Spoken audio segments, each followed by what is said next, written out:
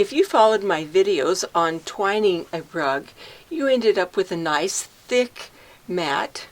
Thick because you are using 2 strands as you weave across, and it makes a really nice, thick, heavy rug. Now, I really like to do this technique when I am making small rugs. This is an 18 by 24. But when I get to larger rugs, I like to weave faster, so I'm actually weaving them instead of twining them. Now, this is something you can use on the same loom that you were doing your twined rag rugs. So you can use the same loom, and you can warp it up just exactly the same.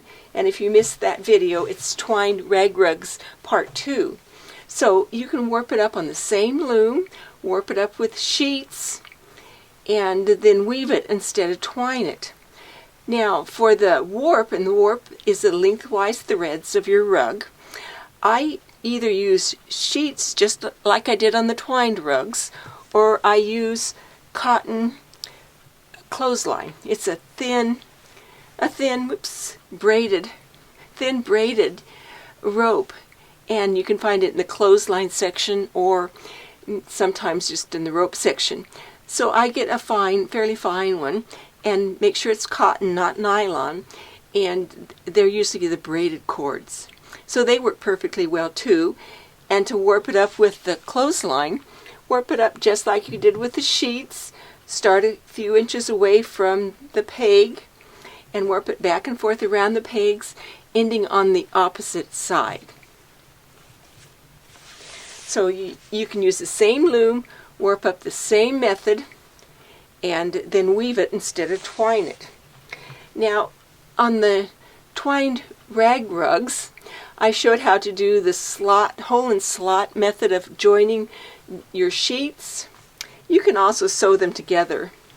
So when I'm doing a large rug, I sometimes just sew all my pieces together for the warp. You can only do that with the warp.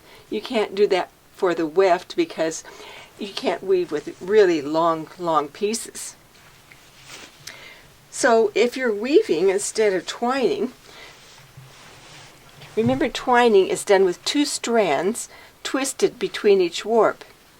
So woven, you're going in and out. It's very simple. It's a plain weave, in and out, all the way across. And again, packing it down with your fingers, and then you turn around and go in and out the opposite direction over the opposite warps. So you end up with plain weave, and again you're going to pack it down. Now the only difference I make in my sheets, tearing my sheets, is if I'm weaving them, I cut them a little bit wider, like 2 inches or so, instead of the 1.5 inches for my twined rugs. So I cut them about at least 2 inches, and then I pack them down very tightly.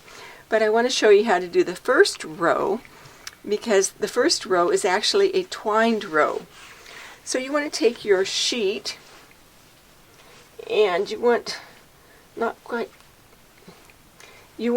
2 pieces for the first one, and the shortest one should be maybe a foot longer than the width of your weaving. And then what you're going to do is you're going to go around that outside warp, and this is just the first row is twined, and then you're going to weave.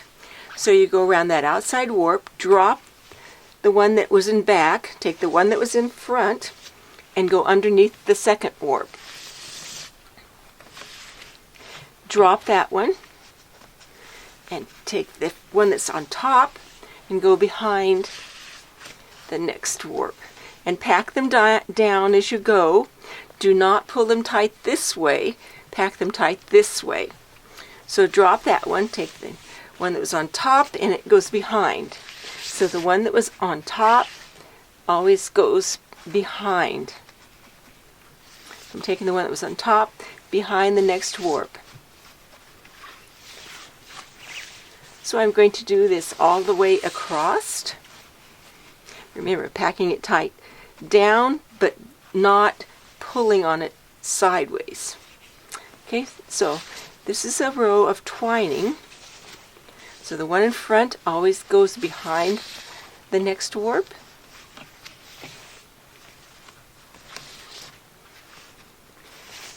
So the whole purpose of the first row of twining is to hold the ends of this warp as it goes around the peg. There's a loop as it goes around the peg.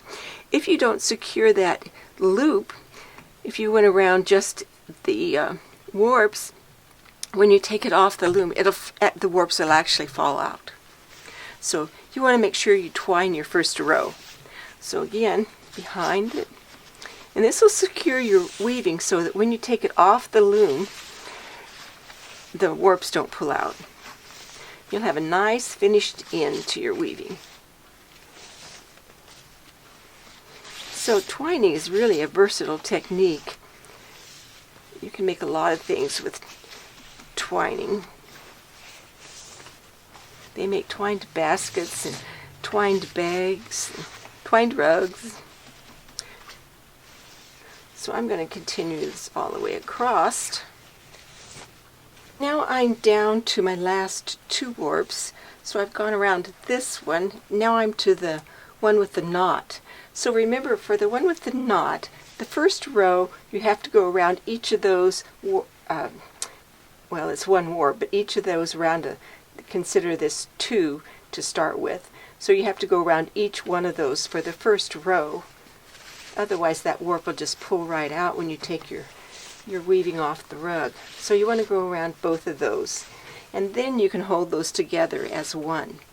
So we're to the edge and we have 2 pieces. So what are we going to do with those 2 pieces? Well, this one, the one with the short tail, we're going to end. So it's going to go just over and, well, it's going to go under 2. So now that we've gone through this knotted piece, we're going to consider that 1. So it's going to go under and then over and under just a few warps just to secure that. And then put it left in the back. So you're done with that piece. So now here's your long piece. So you're going to go over this, under the next warp, over and under. And then you're going to push it down with your fingers, pack it down nice and tight so that you cover your warp. And then again, you're going to take your weft and you're going to go over, under, all the way across. And packing it down each time. Packing it down so your warp doesn't show. I'm going to go over and under all the way across.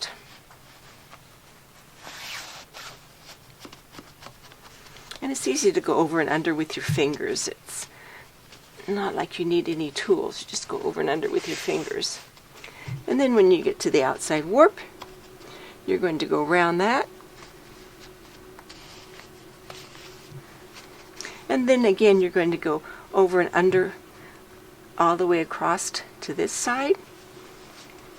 And you're going to be going over and under the opposite warps as you did the first one. So the first row, if I went under it, this row I'm going to go over it.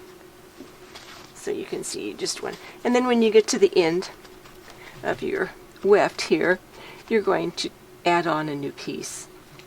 And then just keep weaving. So I'm going to weave for a little bit and I'll catch you when I get up further to show you some more techniques. So here is where I ended my red color and I'm ready to start a new weft. And I don't do the hole and slit like I did on the twined rugs. What I do is I just overlap them for 4 or 5 inches. So I weave this one as far as it'll go, and then this one I just back weave until it's 3 or 4 warps as the previous color, and then tuck the little end in the back, and when you finish you'll have to cut these little ends you tucked in the back off. Some people always end at the side, but I just end wherever the last one stopped. Well, start wherever the last one stopped and just keep going. And I don't think you can see where I ended one color and started another one. I just kind of make things as easy as possible.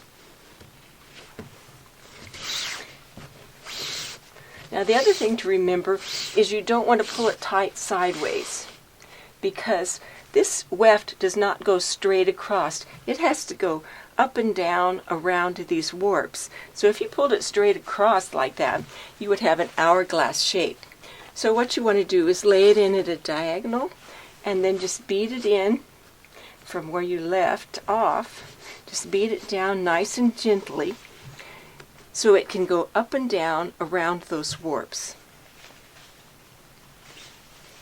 Okay, so again, I'm going to lay in this, oops, up and down.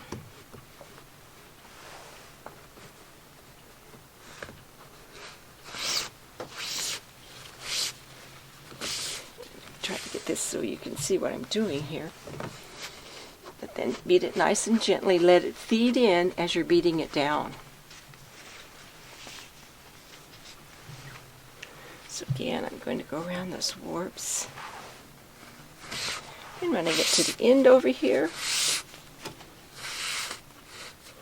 and I'm going to beat that down nice and gently.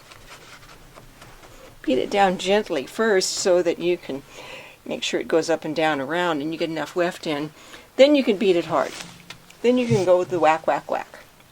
So I'm going to come back around that outside warp. And then I'm just going to, when I go this way, I find it easier just to pick the warps up. So I'm going to keep on weaving until I get to the middle. I'm going to weave this color a little bit down here, turn it over, and weave that same color against the red there. And I'm going to end in the middle. Oops. I have been weaving, and now I am down to my last of about 2 inches. And as you weave and your weaving space gets smaller and smaller, it gets more difficult to get your weft in. So there are a couple hints you can do. I usually do just maybe 1 or 2 warps at a time. Oops. So just pull them through and pack them down. And then it's helpful to have something that you can use to push it through, like a crochet hook, or even just a stick, a dowel, or even a pencil will work. Just something you can use to push it through. So you can just push it through, grab it on the other side, and don't do a big long space at once. Do only a couple warps. So you just have to persevere. It takes longer to do the last couple inches than it did to do the previous 4. So you want to make sure you pack it down nice and tight. So I'm just going to weave over here to the end. So you can either push it through and grab it with your fingers, or push it through with a stick. Or you can push it through from the front, grab it from the back, and push it through from the back. So that's helpful when you can reach around the back. So push it through from the front, reach around the back, and grab it. So I'm just going to continue in this manner. Do however is easiest for you.